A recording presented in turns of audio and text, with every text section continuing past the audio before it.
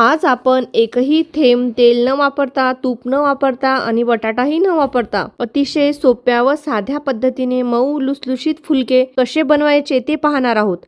हे फुलके रताळ्यापासून तयार केलेले असून खूपच मऊ आणि हलके होतात। साधारणपणे रताळा फक्त उपवासालाच खाल्ला जातो असा आपला समज आहे, पण तसे नसून इतर वेळीही रताळ्याचे विविध पदार्थ आपण खाऊ शकतो, जसे की रताळ्याची खीर, रताळ्याचा शिरा, रताळ्याचे फुलके। आणि पहा किती सुंदर रताळ्याची फुलके झाले आहेत, काटापर्यंत फुललेले आहेत। ही फुलके खूपच मऊ झाले आहेत। रताळ्यामध्ये फायबरचे प्रमाण भरपूर असते, त्यामुळे लठ्ठपणा, पीसीओडी, डायबिटीज यासारख्या समस्यांना सामोरे जाणाऱ्या लोकांसाठी रताळ्याचा आहारात समावेश करणे अतिशय उत्तम आहे। तसेच सकाळी व्यायाम केल्यानंतर नाश्त्यासाठी रताळा खाल्ल्यास खर्च झालेली ऊर्जा भरून काढण्यास मदत होते। चला तर पाहूया उपवासाला चालणारे रताळ्याचे फुलके।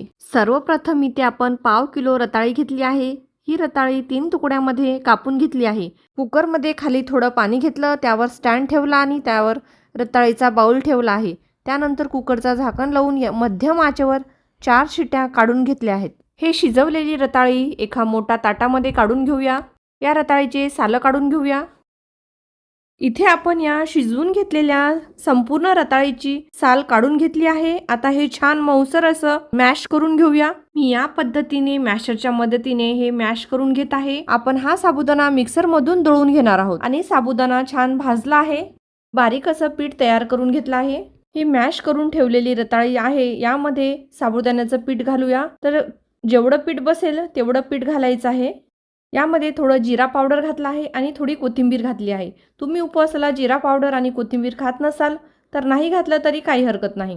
मी इथे फुलक्याबरोबर खाण्यासाठी वेगळी चटणी बनवणार आहे, त्यामुळे यामध्ये मी लाल तिखट किंवा मिरचीचा ठेचा घातला नाही। तुम्ही वेगळी चटणी बनवणार नसाल तर यामध्येच हिरवी मिरचीचा ठेचा किंवा लाल तिखट घालू शकता। मिश्रण तुम्हाला जास्तच कोरडा वाटत असेल तर थोडं पाण्याचा हात लावून मऊसर असं गोळा तयार करून घेऊ शकता। इथे आपण मऊसर असं गोळा तयार करून घेतला आहे आणि या गोळ्याच्या अशा लाट्या बनवून घेतल्या आहेत। हे साबुदाण्याच्या कोरड्या पिठामध्ये घोळवून घेतलं आहे आणि हे लाटून घेऊया। फुलके लाटताना कडेला थोडे तडे जातात, कारण रताळीमध्ये बटाटा इतका चिकटपणा नसतो। लाटून झाल्यावर हे फुलके डब्याच्या झाकणांनी गोलाकार कट करून घेऊया, किंवा तुम्ही असे जरी भाजले तरी चालतात।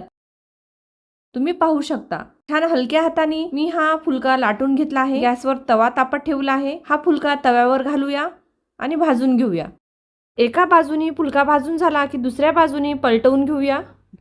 दोन्ही बाजूनी फुलका व्यवस्थित भाजून घेऊया आणि तुम्ही पाहू शकता किती छान फुलला आहे। इथे आपण एक थेंबही तेलाचा वापर केलेला नाही। व्हिडिओ पूर्ण पाहण्यासाठी यूट्यूबची लिंक खाली दिलेली आहे।